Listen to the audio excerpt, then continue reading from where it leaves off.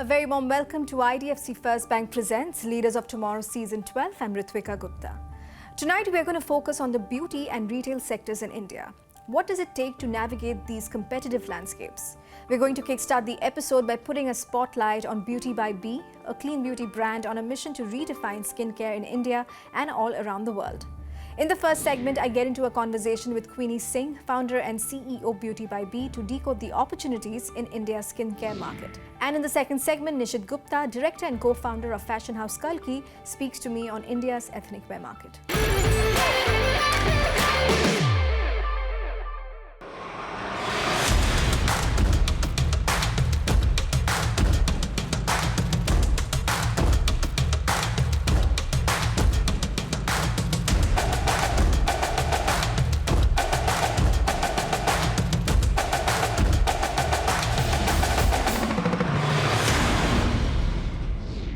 Queenie, thank you so much for joining us today on ET Now, Leaders of Tomorrow. It's a pleasure having you. Thank you. It's just absolutely great to be here.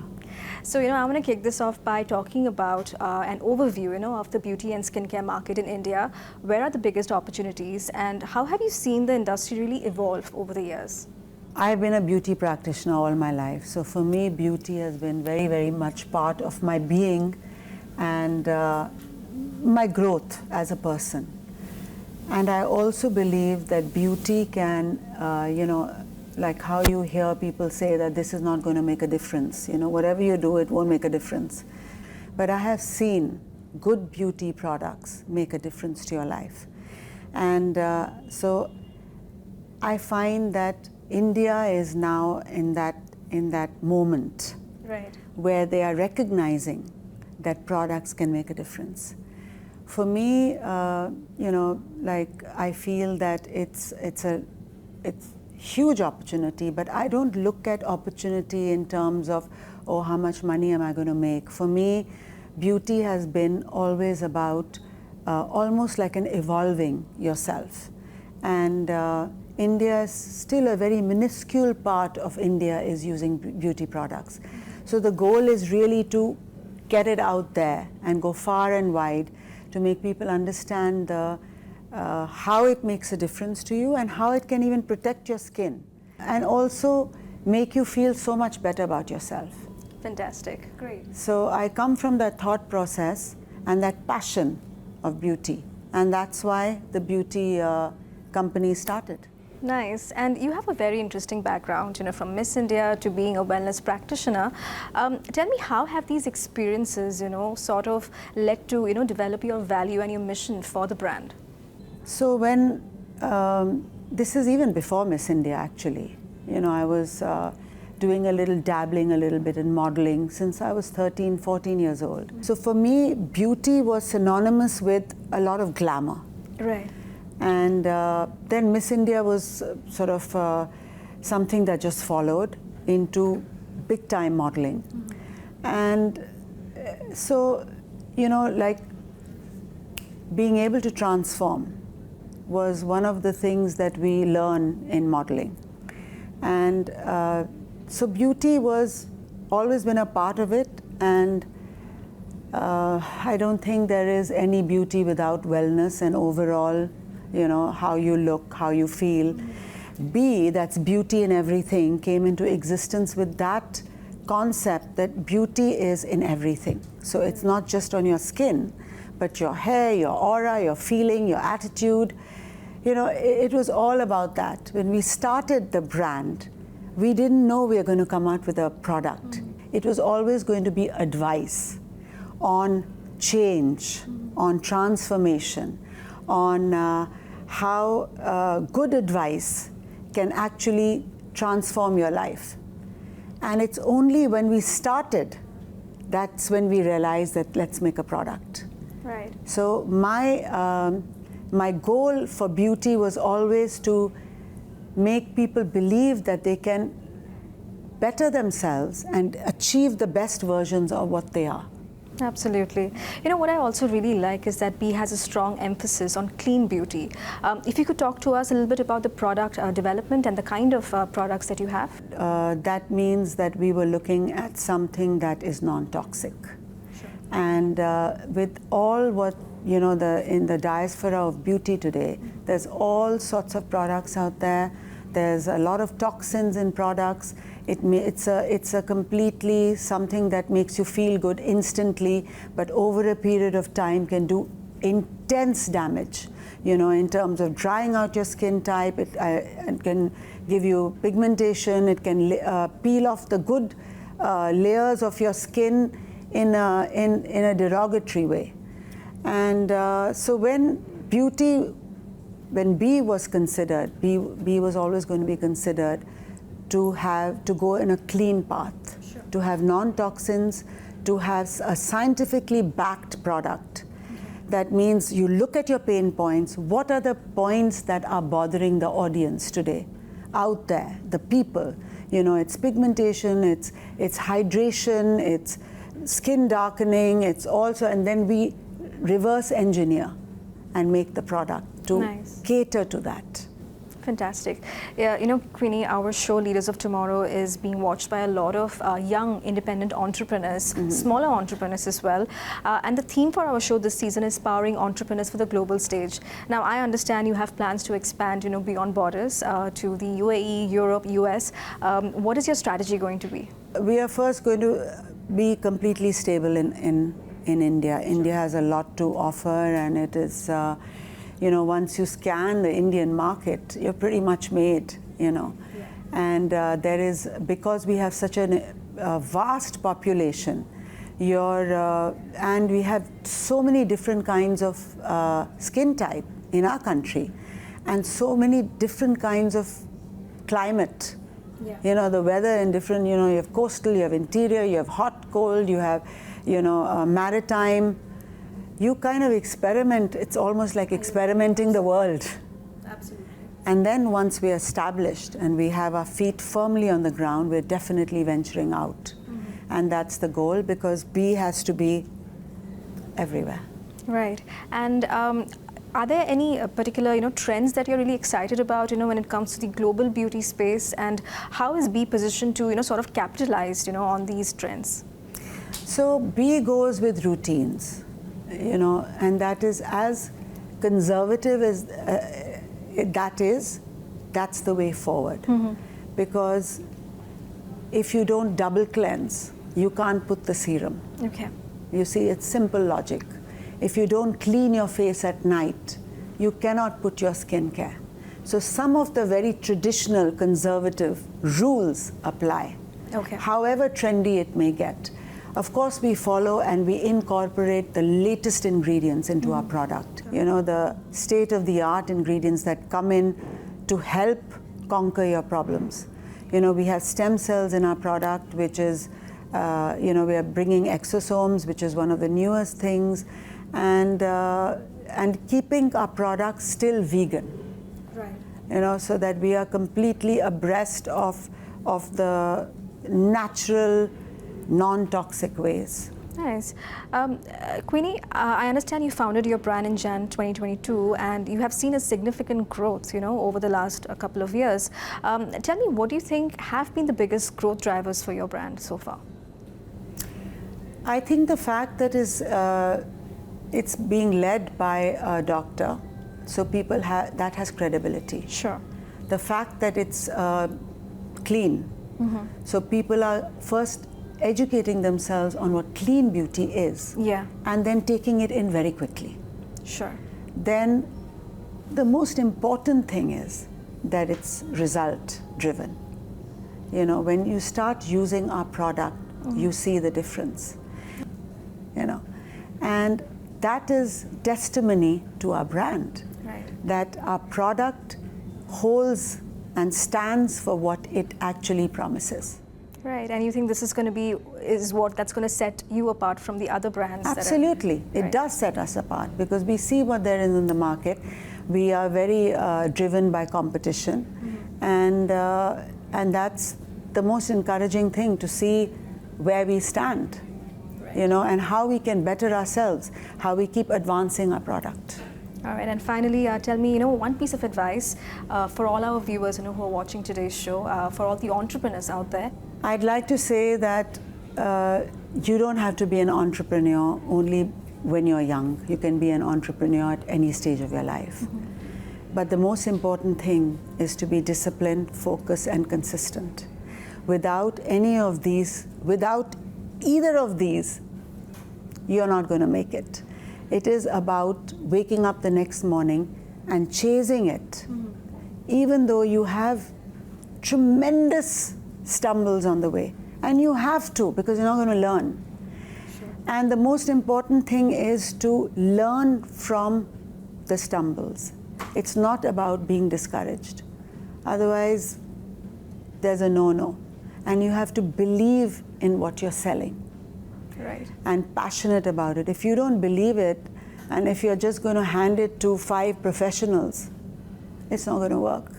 You have to believe in it, you have to be ensconced in it, and you have to chase it and see it till where you really, foresee your brand going.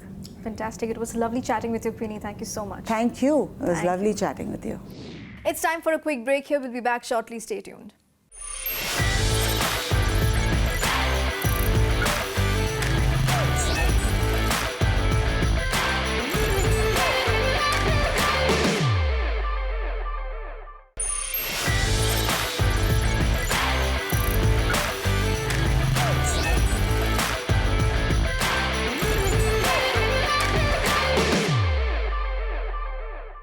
Welcome back to IDFC First Bank Presents Leaders of Tomorrow Season 12.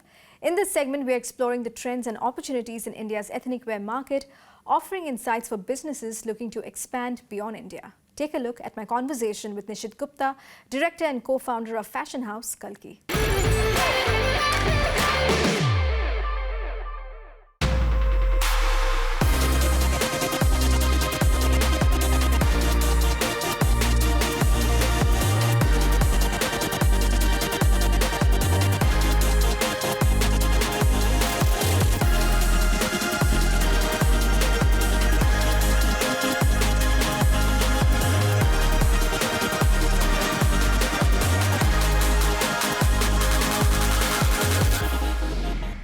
Nishit, thank you so much for joining us today on Leaders of Tomorrow. Thank you. Thank you for having me.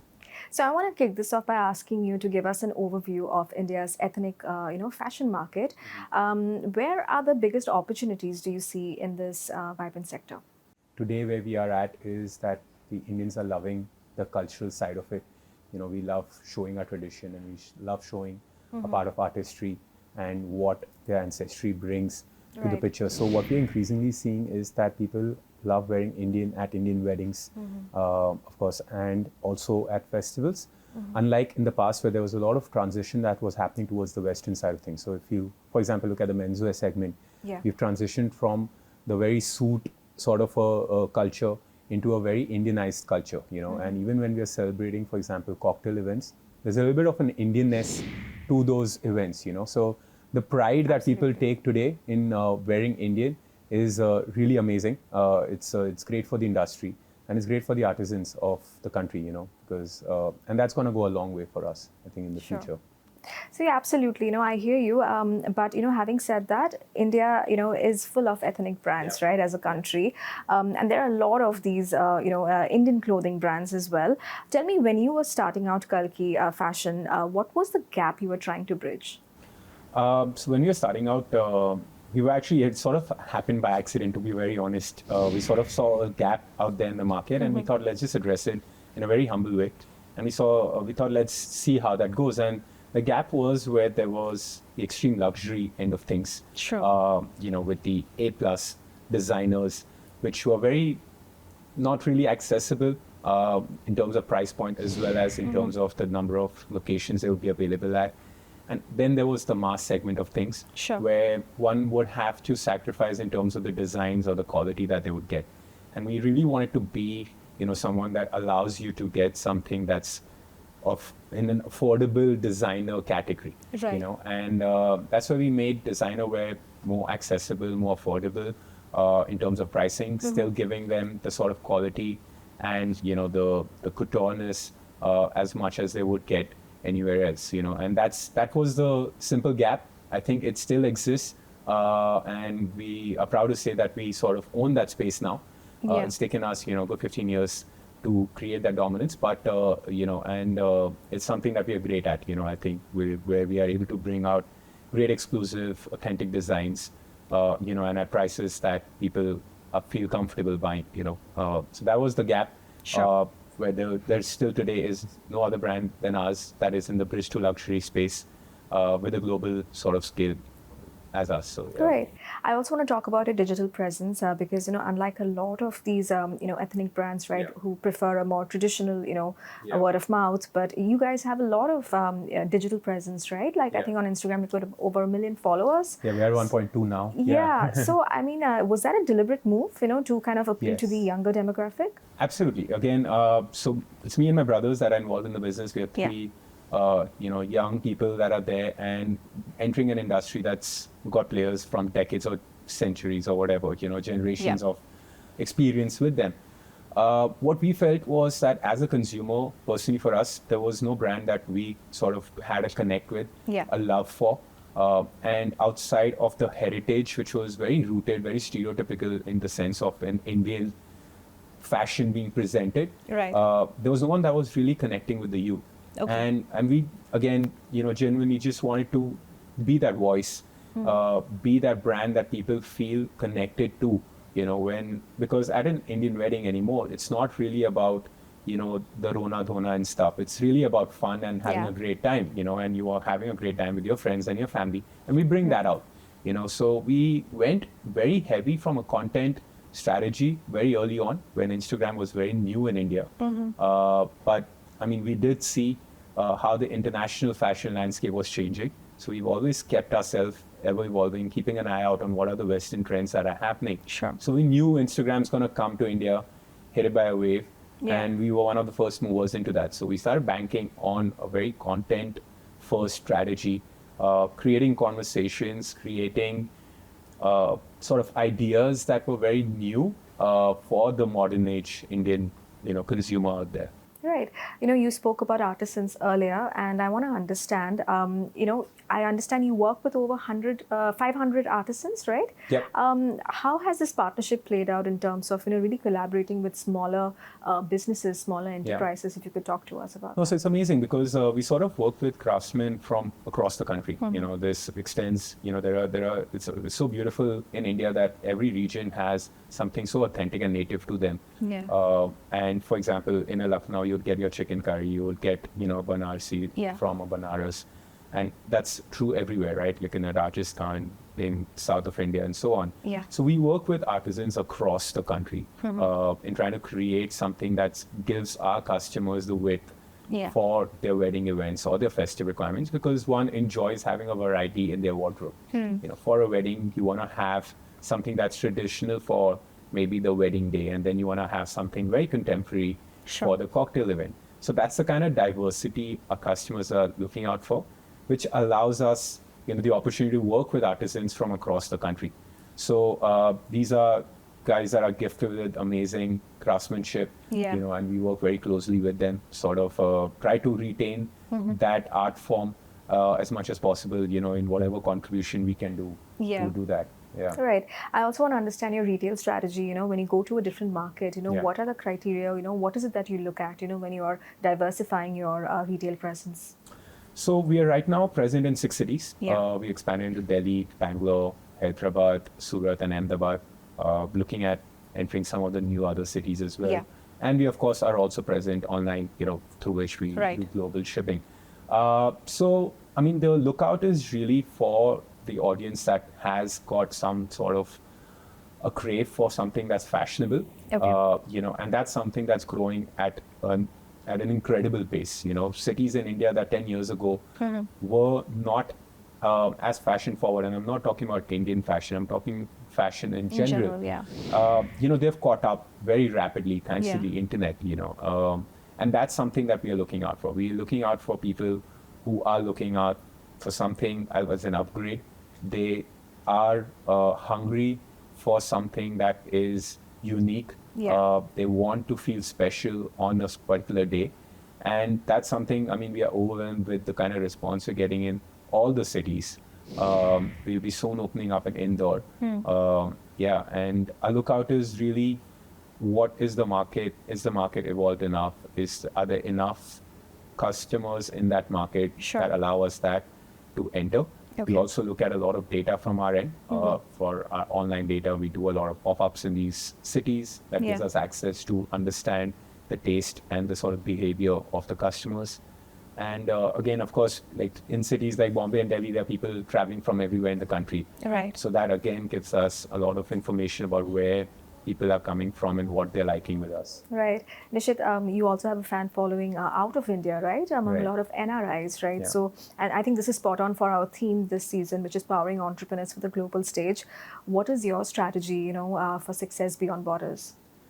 I mean, to be very honest, we have not tried to differentiate our international Indian diaspora to the Indians that are living here. I think that's been something that has perhaps worked for us, because up until, I would say again, 10 years ago, a lot of the the way in the industry worked was that there would be a lot of older stuff that would get exported out to the US and the international markets because they were not as fashion aware.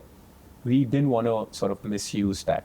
We wanted to really offer the most authentic, the most genuine, and the latest collection to the people that are out there. Now, again, thanks to Instagram, the fashion just spreads globally now, right? Like it's not limited to India. You have something that goes up, you have a celebrity that's wearing it, everyone around the world is observing that. So because we kept the customer at the ultimate importance for us, we made sure that we were able to address the problems they faced. Being in the US, we've been able to sort of cater to them pretty well. So, for example, we have a special service that we provide to our US customers that they can get their products altered in the US. So, that's something as a service that they do not get from many of the other brands. So giving them that access, that possibility, really understanding what they require, has allowed us to, again, build that fan following. And I mean, there's genuine love that you observe there, because the kind of problems they faced, we were able to solve them while the others were not looking at listening to them, I would say. Sure, right. Yeah. My final question, what's the road ahead for Kalki? What can we expect from the brand in the years to come? A lot of interesting things. We've got, of course, quite a few stores that are lined up. We're going to be entering our online space dominantly into a few more countries along with the US. So there is growth that's happening there. We expanded to menswear just a couple of years ago, and it's been an outstanding response that we've had. So we're looking at expanding into that segment as well in the near future. So lot in store, a lot of exciting stuff happening, many new collections, many new fashion shows, and very interesting collaborations as well. So we'll be also engaging with some really fun, interesting collaborations, which will keep bringing in newness to the Indian fashion space altogether. So looking forward to a great year ahead. Yeah. Fantastic. All the very best. And thank you so much for chatting with Ritwika. us. Thank you so much. And with that, it's a wrap on this edition of IDFC First Bank Presents Leaders of Tomorrow Season 12. We hope you enjoyed the conversations today. Thank you for watching. Goodbye.